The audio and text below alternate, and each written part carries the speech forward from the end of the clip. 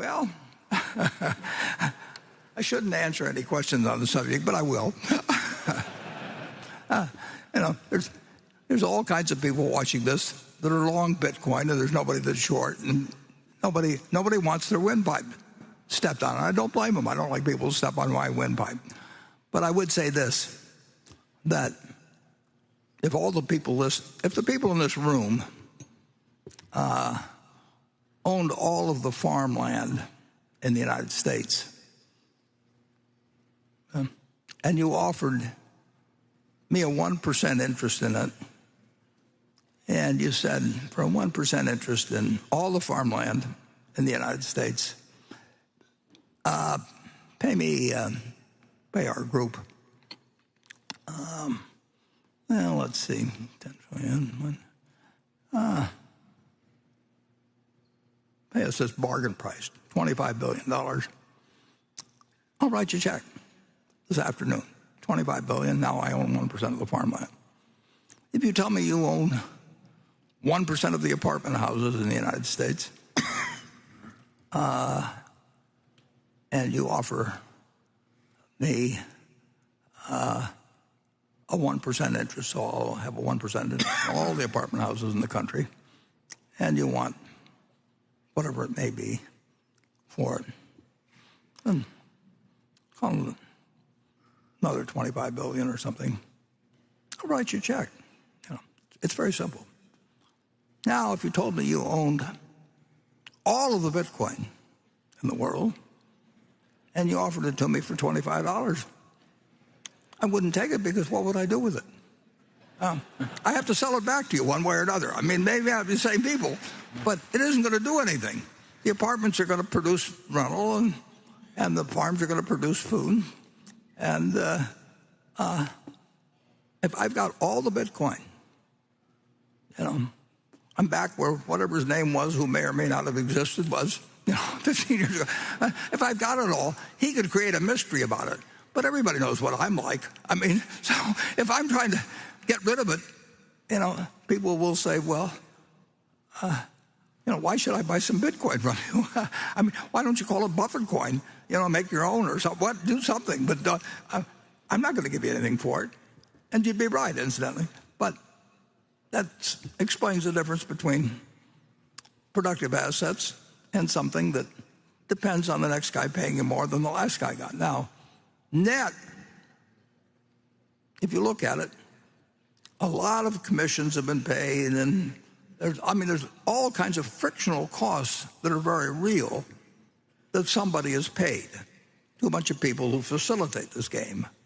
But whatever one group of the public has taken out, or one group of owners, has come in from other people. I mean, it's other people have entered the room and they move money around, but there's no more money in the room. It's just changed hands with a lot of maybe fraud and costs involved, and a whole bunch of things. You lose, you forget the numbers or forget the equation. You can do that with a lot of things. I mean, it's been done throughout history. Certain things have value that don't produce something tangible. I mean, you can say a great painting, probably will have some value 500 years from now. May not, but the odds are pretty good that if it was a big enough name, at some point, there will be a few things. I mean, you can find something. If somebody wants to sell you a pyramid or something, and you can charge the viewers, or it'll be around a long time and won't produce anything. But people will find it interesting to go there because I've read about the pyramids. But basically, assets to have value, they have to deliver something to somebody, and there's only one currency that's acceptable in the United States. I mean, you can come up with all kinds of things.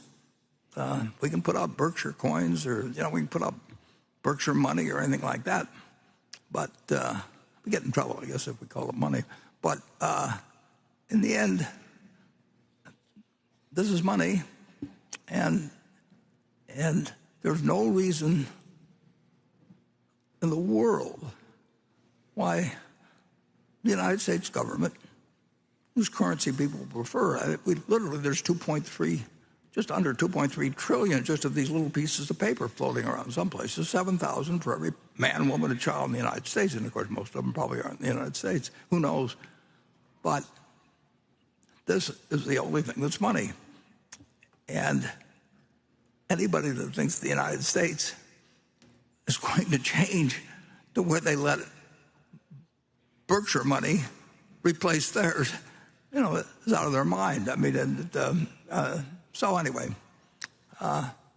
with those few deficiencies, you can, whether it goes up or down in the next year or 5 years, 10 years, I don't know. But the one thing I'm pretty sure of is that it doesn't multiply, it doesn't produce anything. It's got a magic to it, and people have attached magics to lots of things. I mean, the gold on Wall Street, create magic. We are not an insurance company; we're a tech company. Well, they're an insurance company, but a dozen people or so have raised a lot of money. They just say, just don't pay any attention to the fact that we sell insurance. We are a tech company. Well, in the end, they wrote insurance, and overwhelmingly, they've lost a lot of money since then. You can make up things that work well and getting money from other people, and that's why